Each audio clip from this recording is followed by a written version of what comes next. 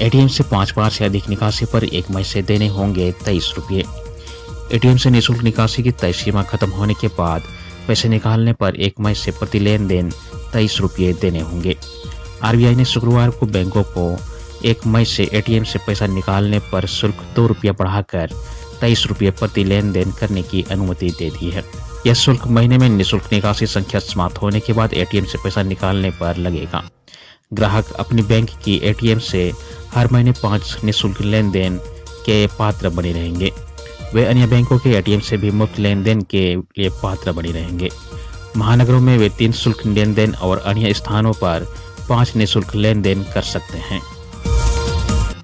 मुख्यमंत्री आवास पर अडानी ग्रुप के चेयरमैन गौतम अडानी ने मुख्यमंत्री से की मुलाकात। मुख्यमंत्री हेमंत सोरेन से शुक्रवार की शाम मुख्यमंत्री आवास में अडानी ग्रुप के चेयरमैन गौतम अडानी और एमडी राजेश अडानी ने मुलाकात की। इस दौरान झारखंड में निवेश और अन्य मुद्दों पर बातचीत हुई। मौके पर मुख्य सचिव अलका तिवारी व मुख्यमंत्री के अपर मुख्य सचिव अविनाश कुमार भी थे। बैठक 2 घंटे से अधिक समय तक चली।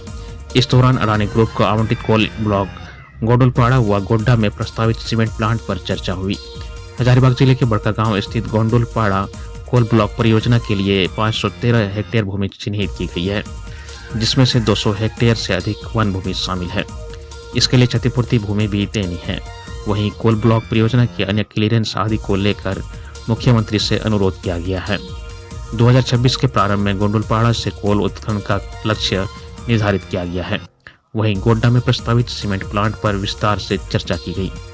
गोड्डा पावर प्लांट द्वारा बांग्लादेश को दी जा रही 1600 मेगावाट बिजली के एवज में झारखंड के हिस्से की 400 मेगावाट बिजली पर भी बात की गई। अडानी द्वारा कहा गया कि वे अपने अन्य किसी प्लांट से झारखंड को 400 मेगावाट बिजली देने के लिए तैयार है।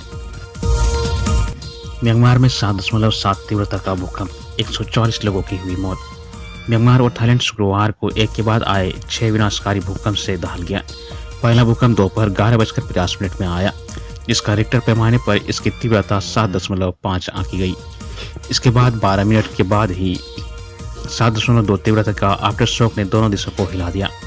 भूकंप के इस कंपन का अंदाजा इससे लगाया जा सकता है कि म्यांमार से करीब 1300 किलोमीटर दूर थाईलैंड उसके झटकों से थर्रा गया।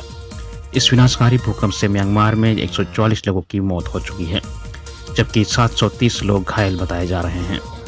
हताहतों और तबाही की पूरी स्थिति स्पष्ट नहीं हो पाई है। हजारों लोग लापता बताए जा रहे हैं। म्यांमार की सैन्य सरकार ने राजधानी नेपिता और मांडले सहित 6 क्षेत्रों और राज्यों में आपातकाल की घोषणा कर दी है। रेड क्रॉस ने भूकंप से भारी तबाही का संकेत दिया है। बचाव कर्मियों का कहना है कि मलबा अभी भी इतना अस्थिर है कि वे उसके नीचे फंसे लोगों को ढूंढने का प्रयास नहीं कर सकते। मलबा के नीचे हजारों लोगों के दबे होने की आशंका जताई जा रही है। मिड डे मील खाने के बाद 6 साल के बच्चे की मौत, 15 बच्चे अस्पताल में भर्ती।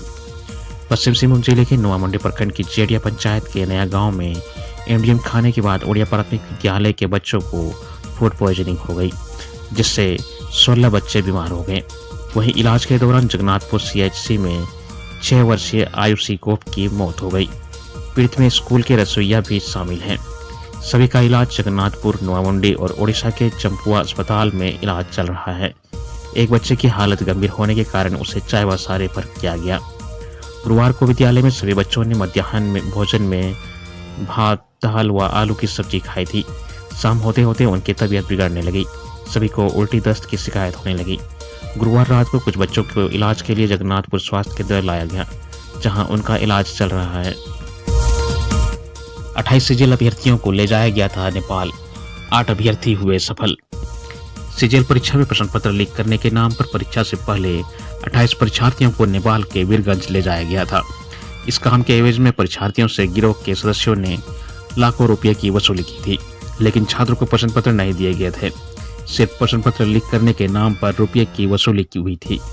इसकी जानकारी मामले की जांच के लिए गठित एसआईटी को केस की जांच में मिली है।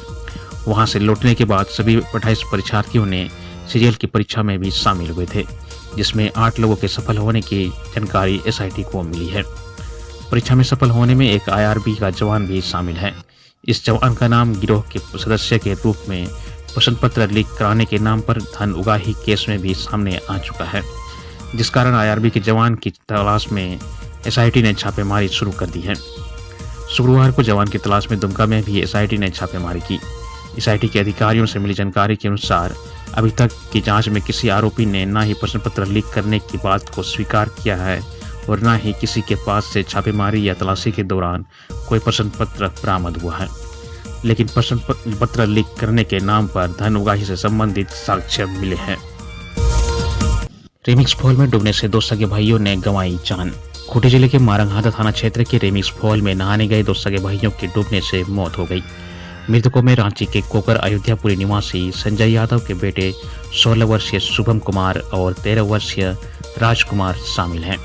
जानकारी के अनुसार रांची से एक स्कॉर्पियो में कुल 8 युवक घूमने के लिए रेमिक्स फॉल पहुंचे थे, जहां नहाने के क्रम में राज डूबने लगा।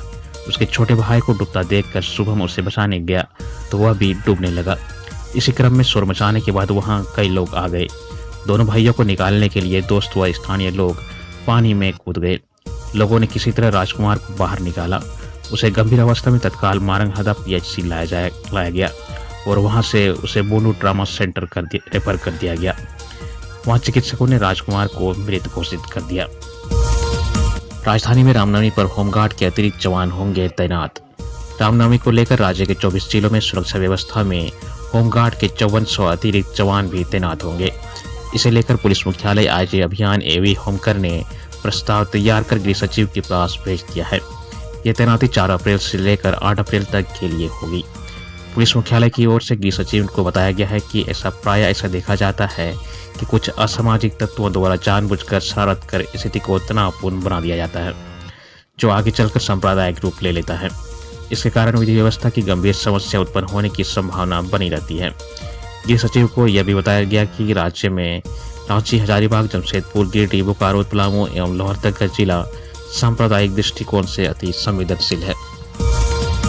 गिरिडीह में 57 मवेशियों से लदा कंटेनर जब्त। डुमरी थाना क्षेत्र के कुलगो टोल प्लाजा के पास शुक्रवार की सुबह जेएलकेएम और विश्व हिंदू परिषद के कार्यकर्ताओं तथा ग्रामीणों ने मवेशियों से भरे एक कंटेनर को पकड़ा। सूचना पर पहुंची पुलिस ने कंटेनर के चालक, खलासी सहित 3 लोगों को हिरासत में लेते हुए कंटेनर को जब्त कर थाना ले गई। कंटेनर बिहार से बंगाल जा रही थी। रास्ते में कुलगो टोल प्लाजा के पास वह खराब हो गया। जब कुछ लोगों को कंटेनर में मवेशी लदे होने का शक हुआ तो उन्होंने जेएलकेएम व विश्व हिंदू परिषद के सदस्यों को इसकी सूचना दी।